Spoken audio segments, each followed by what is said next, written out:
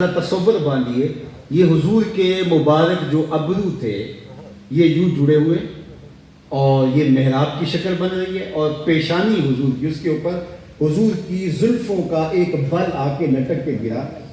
تو اعلیٰ حضرت اس کو شعر میں بیان کرتے ہیں، ہمیں زلف نبی ساجد ہے محراب ابرو میں، ہمیں زلف نبی ساجد ہے محراب ابرو میں۔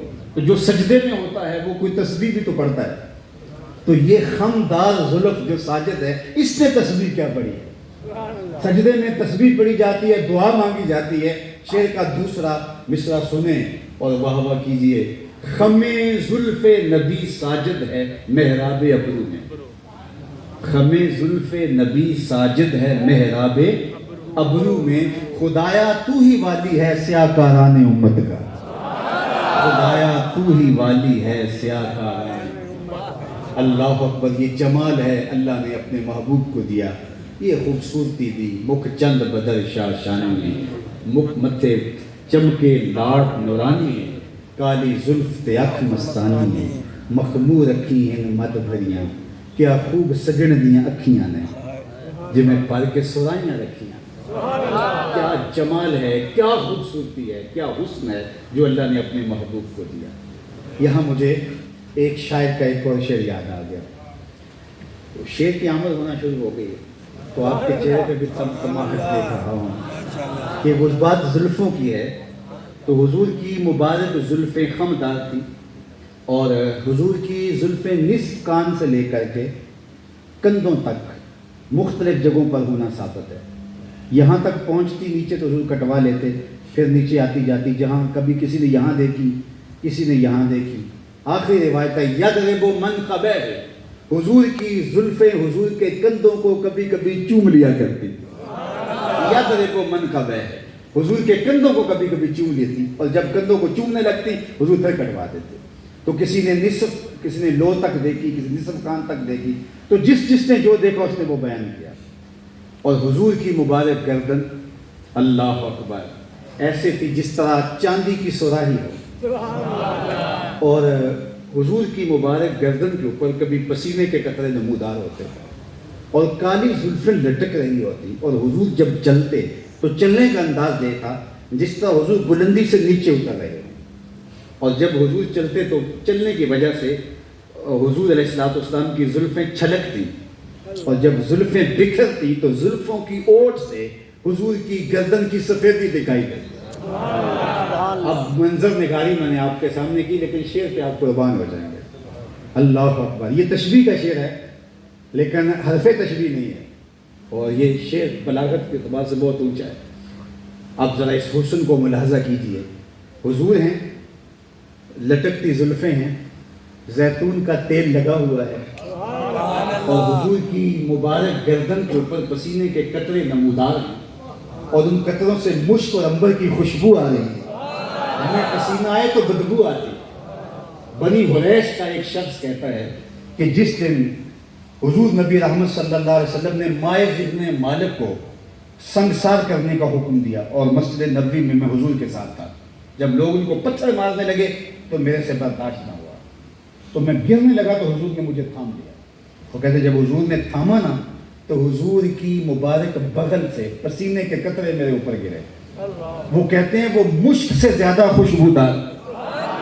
اللہ اکبر، مبارک گردن پر قطرے، اللہ اکبر، اور لٹکتی ہوئی زلفیں، جن زلفوں کی قسم میرے رب نے رب ہو کے کی ہے، والضحیٰ واللیل اذا سجی، قسم ہے تیرے چمکتے ہوئے رخ زیبا کی، اور قسم ہے شب دہجور کی طرح تیری لٹکتی ہوئی نورانی زلفوں کی، قسم ہے محبوب تیری مبارک زلفوں کی۔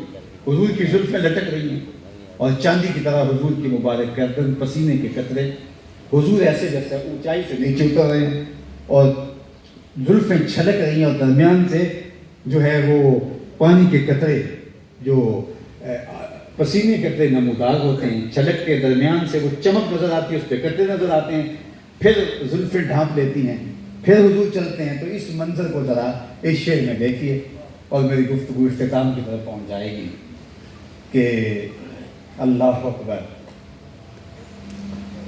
عرق آلودہ کاکل عرق آلودہ گردن زیر کاکل یوں دمکتی ہے. عرق آلودہ جس کے اوپر پسینے کے قطرے، عرق آلودہ پسینے سے بھری ہوئی، اور پسینہ بھی کافور کا، اللہ خوشبو کا. عرق آلودہ گردن زیر کاکل یوں دمکتی ہے. آپ دوسرا شعر سنیے، لیکن میں ایک دفعہ پہلا پھر سناؤں گا چونکہ آپ سننے پہ مجبور ہیں. دوسرا سننے کے لیے آپ کو یہ 5 بار بھی سننا پڑے گا. آپ ذرا اس کو پکا کر لوں تاکہ وہ دوسرے کا لطف آپ لے لیں. عرق آلودہ گردن زیر کاکل یوں دمکتی ہے، اندھیری رات ہے برسات ہے بجلی چمکتی. اندھیری رات ہے برسات ہے بجلی چمکتی. کیا حسن تھا محبوب کا، حضور کا جمال کیا تھا، حضور کی خوبصورتی کیا تھی. اللہ اکبر. یار ایک وہ جو گڑ کی پیسی جو ہے وہ استنجے میں استعمال کرے اور استنجے والی وٹوانی کھا جائے شوگر کو بڑھانے کے لیے، اور کتنے بدبخت لوگ ہیں اس کو پیغمبر کہیں اور اس کو رسول مانیں، اس بدبودار شخص کو. اور دوسرا جس کی بغلوں کا پسینہ بھی خوشبو بانٹے. اللہ اکبر. جس کے اعضائے بدنیاں سے نور جھلک جائے اور نور چھلکتا رہے. تو حضور کا حسن اور حضور کا جمال. ہم تو قصیدے پڑھیں گے، جب حضور کی شان بیان کریں گے تو ختم نبوت کا خود بخود اعلان ہوتا چلا جائے گا. کائنات میں اللہ نے جو حضور کو شان دی ہے، جو حضور کو مرتبہ دیا ہے، وہ انہی کا مقسوم ہے. پھر مجھے کہنے دیجئے، لکھاں آئے لوگ زمانے تے محبوب خدا جا کوئی نہیں. لکھاں سونے بن گئندے نے او دی خاک پا جا کوئی نہیں. وہ ایسے ہیں جیسے پھولوں میں گلاب ہوتا ہے، رفتاروں میں مہتاب ہوتا ہے. اللہ اور پیغمبر تو ان کی راہوں میں کھڑے ہیں، اور وہ عظمتوں کے اس کوہ ہمالیہ پہ جلوہ فراز ہیں جو انہی کی شان ہے. اللہ ہمیں حضور کی محبت کا نور عطا کرے. وآخر دعوانا ان الحمدللہ.